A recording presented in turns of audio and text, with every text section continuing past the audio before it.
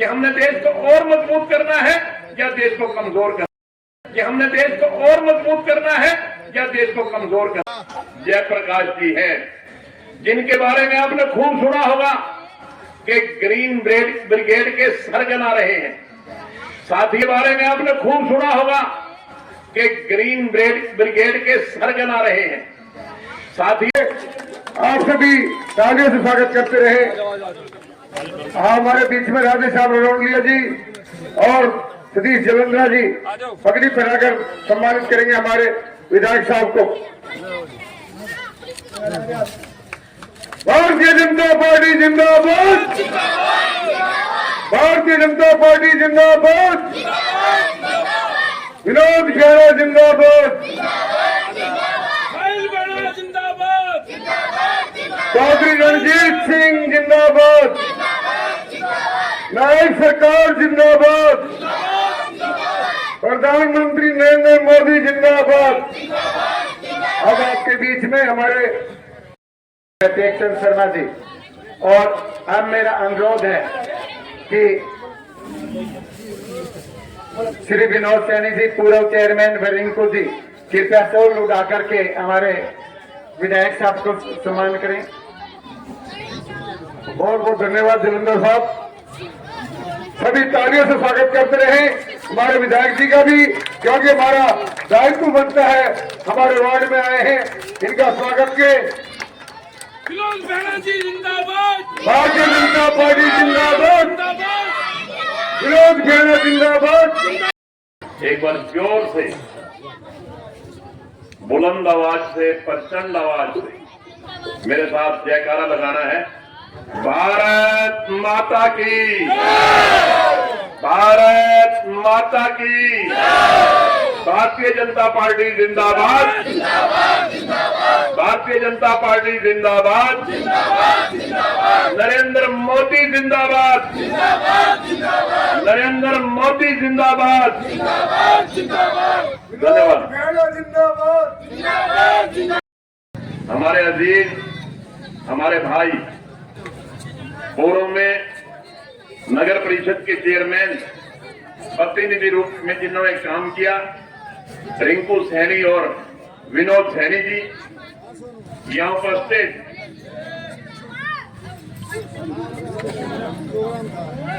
श्री अजय भारद्वाज जी, वीना चौधरी जी, सतीश वर्मा जी, धर्मपाल सैनी जी, नरेश रखेजा जी, अनिल चावला जी, मोहित सकराल जी, राम सिंह वर्मा जी, राधेश्याम वर्मा जी, बहुत बहुत धन्यवाद करता हूं और इनको बहुत बहुत मुबारकबाद देता हूं। इतना विशाल जन समूह एक वार्ड की मीटिंग ना होकर के, मैं समझता हूं एक शहर की बहुत बड़ी रैली कर दी आज इन्होंने, और ये सब इनकी मेहनत का परिणाम है। आप सभी जानते हैं बिल्कुल साफ और स्वच्छ छवि के नेता हैं, और दूसरी तरफ जयप्रकाश जी हैं जिनके बारे में आपने खूब सुना होगा कि ग्रीन ब्रिगेड के सरगना रहे हैं। साथियों, आपने फैसला करना है कि भारतीय जनता पार्टी के उम्मीदवार चौधरी रणजीत सिंह जी को जिताना है या कांग्रेस पार्टी के जयप्रकाश को जिताना है। बुजुर्गों और साथियों, आज 2014 से लेकर के आज तक इस देश और प्रदेश में भारतीय जनता पार्टी की सरकार है। भारतीय जनता पार्टी की सरकार ने राजनीति के मायने बदलने का काम किया है, राजनीति में व्यवस्था परिवर्तन करने का काम किया है।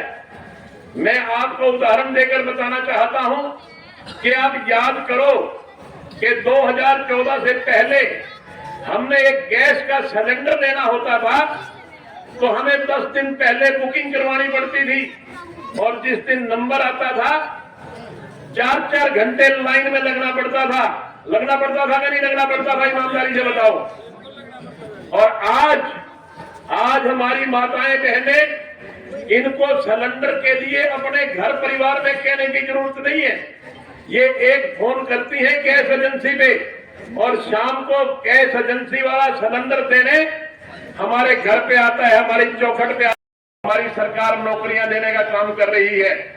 बहनों और भाइयों, आज 5 लाख रुपए तक के इलाज की गारंटी, गरीब आदमी के इलाज की गारंटी नरेंद्र मोदी ने ले ली कि भगवान ना करे कोई गरीब आदमी बीमार हो जाए, कोई यारी बीमारी आ जाए तो उसको किसी की तरफ देखने की जरूरत नहीं है, उसको पैसा उधार उठाने की जरूरत नहीं है, उससे पड़ोसी को पैसा मांगने की जरूरत नहीं है, किसी रिश्तेदार के पास चिट्ठी लिखने की जरूरत नहीं है कि पैसे चाहिए।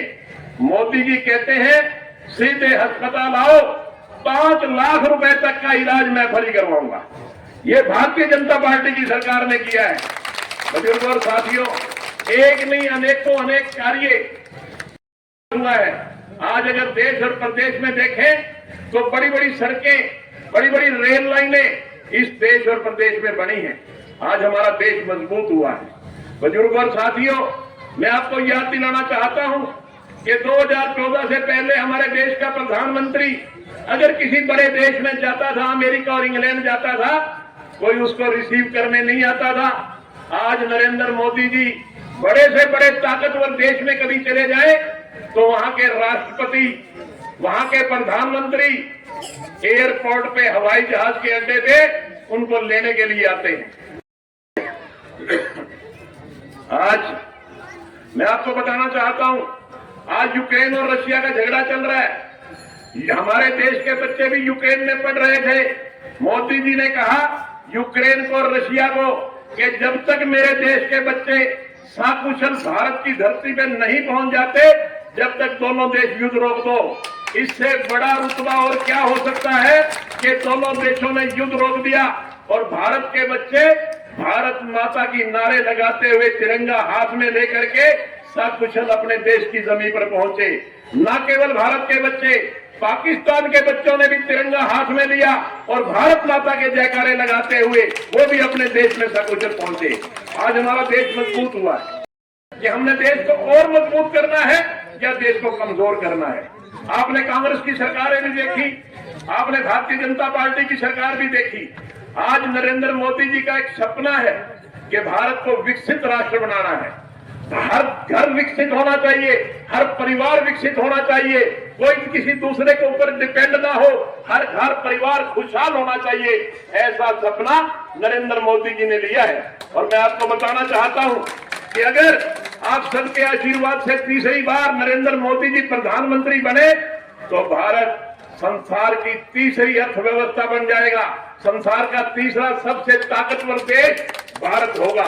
इसलिए बुजुर्गों और साथियों, मेरा आपसे निवेदन है, अपने देश की मजबूती के लिए, अपने बच्चों के भविष्य के लिए, अपने इलाके के विकास के लिए हमने 25 तारीख को कमल के फूल का बटन दबाना है। और कमल के फूल का बटन दबेगा तो चौधरी रणजीत सिंह यहां से चुनाव जीतेंगे। चौधरी रणजीत सिंह चुनाव जीतेंगे तो निश्चित तौर पे नरेंद्र मोदी को ताकत मिलेगी। नरेंद्र मोदी को ताकत मिलेगी तो इस देश को मजबूती को ताकत मिलेगी। और एक बार फिर इस देश की बागडोर नरेंद्र मोदी के हाथ में होगी। आज आप सभी देख रहे हैं कि हमारे हांसी में भी विकास की कोई कमी नहीं है। आज ऐसा कोई वार्ड नहीं है जहां हमारे काम ना चल रहे हो। इसलिए मेरा निवेदन है, अपने इलाके के विकास के लिए, अपने देश की मजबूती के लिए, अपने बच्चों की बेबुद्धि के लिए, अपने बच्चों के भविष्य के लिए हमने 25 तारीख को कमल के फूल का बटन दबाना है।